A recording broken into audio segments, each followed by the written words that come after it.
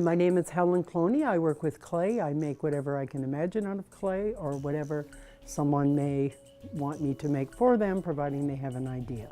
I went to Sheridan for 3 years where I studied craft and design. That was a 3-year program. I worked in a glass studio for a year to raise funds to open my first studio. And a year after that, I did open my first studio at King and Peter. And I've been doing this ever since then with the odd part-time job on the side to make ends meet. And then I moved into this place about 14 years ago.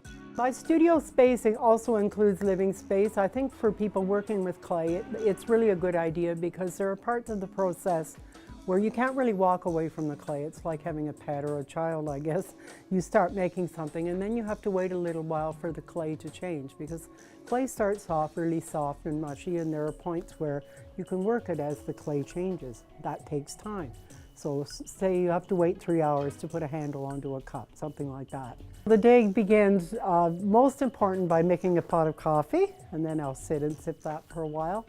And maybe I have a kiln to unload that I've fired the night before, so maybe I have to open that up and let it cool down for a while. I could be doing 2 or 3 things at the same time. I could be unloading the kiln and starting the process of a new piece. So in a way, my life is my work and my work is my life. When I get clay, it's a blend of different clays that may come from various parts of Canada, maybe the US also.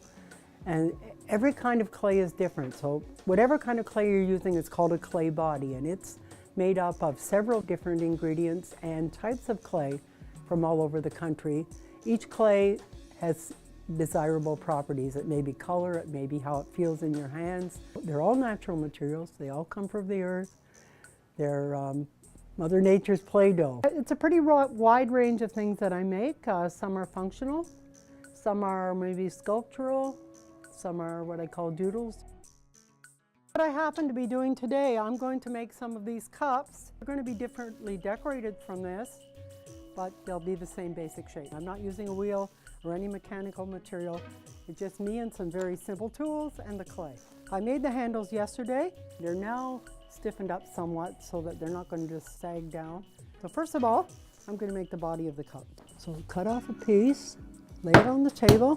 So it's very similar to making pastry. If you've ever made a pie in your life, you'll be familiar with this process.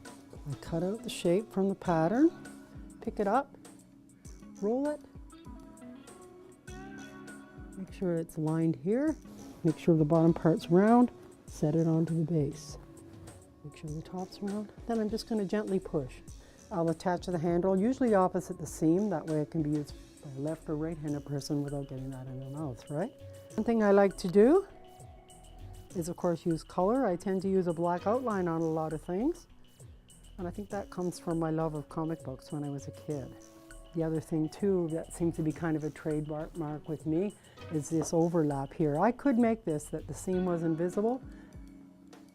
In other words, you wouldn't see this at all, it wouldn't be there. But I kind of like that idea because I think it's evidence that it's hand-built. More than anything, it's children that seem to stop out front and, make their parents linger a little while and check out what's in the window and look at some of the details of things. And then they begin to appreciate, because we live in a world of mass-produced, gimme, gimme, gimme now, and that's not what the creative process is about at all.